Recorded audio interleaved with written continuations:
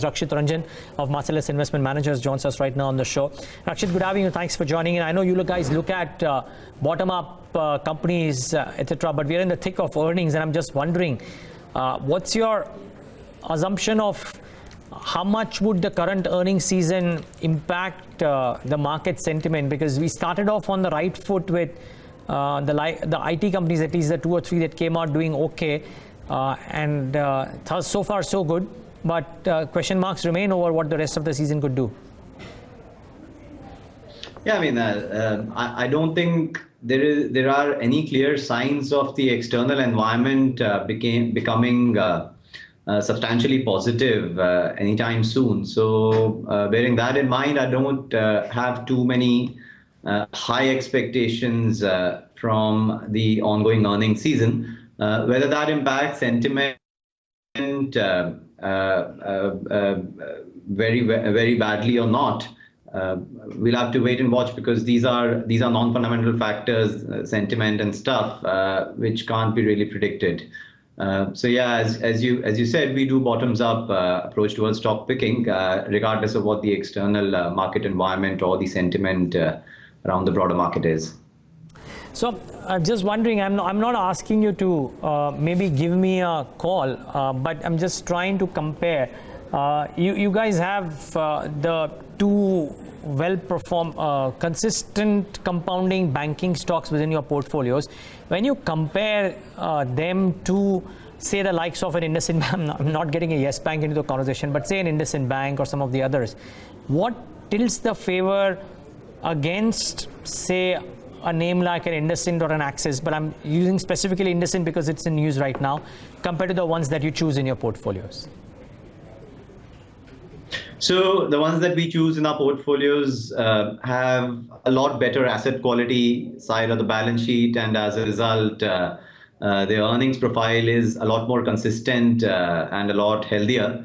More importantly, they also have access to a lot greater quantum of low-cost funding on the liability side of the balance sheet. So both cost of funding as well as access of funding, the liquidity aspect, is pretty robust on the liability side of the balance sheet. So those are two main differences versus the rest of the sector or one or two banks that you named. So the banks in our portfolio are HDFC Bank and Kotak. I'm talking about those two. Also, the NBFC which we have, which is Bajaj Finance in the portfolio, also mirrors similar strengths. Now, if you look at how things might pan out over the next 3, 4, 5 years in the banking sector, I think given the absence of surplus liquidity available on the liability side, part of the lending universe, and the example of Yes Bank, that's one example, and some longer list of plays which don't have enough firepower to lend at aggressive rates, as in aggressive growth rates over the next, say, 3, 4, 5 years.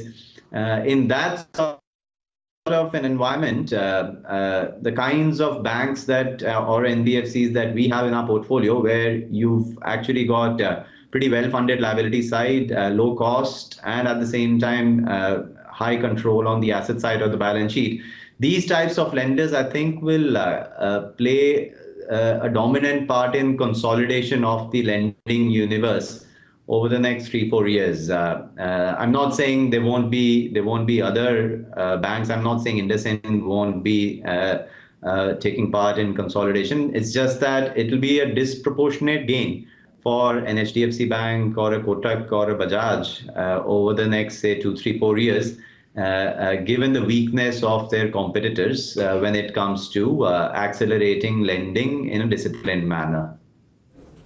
Okay, that's about the banking space. Remember, you had Bandhan Bank also, which came out with the numbers where sequentially there was a bit of deterioration, which was visible in terms of asset quality, and also provisions for the quarter were on the higher side. But the stock seems to have recovered from that blip which came in just after the numbers. So some probably buying coming in at lower levels. Bandhan Bank at 515. The other stock that we've been highlighting since morning is Tata Global Beverages. well, incremental gains continue here. It's at life highs, sitting at the highest point of the day as well. And not to forget the futures activity too, a significant increase seen when it comes to the open interest build-up, which is clearly telling you even at these live high levels, maybe traders are betting even for higher levels. So it's into the uncharted territory. Hi, Rakshit, good afternoon. Do you have something like Tata Global Beverages in the portfolio? The recent development is just that they've got NCLT approval for merger of Tata Chemicals consumer business with itself. And now the analysts have been mentioning that this will be the FMCG company of the Tata Group. They changed the name from TGBL to Tata Consumer later. In terms of valuation, now at live high levels, of course, there is some catch-up which has already happened. I think FI 1 year forward earning, now it's trading somewhere about 42 to 43. How should one look at this stock now? So we don't have Tata Global in our portfolio. We don't even have it in our coverage universe. The main reason why we don't look at it is if you look at its history has been pretty volatile in terms of fundamental performance. Even the capital allocation decisions that this firm has taken, not all of them have delivered a healthy outcome in terms of returns on capital on the incremental capital deployed in various acquisitions that they've done abroad.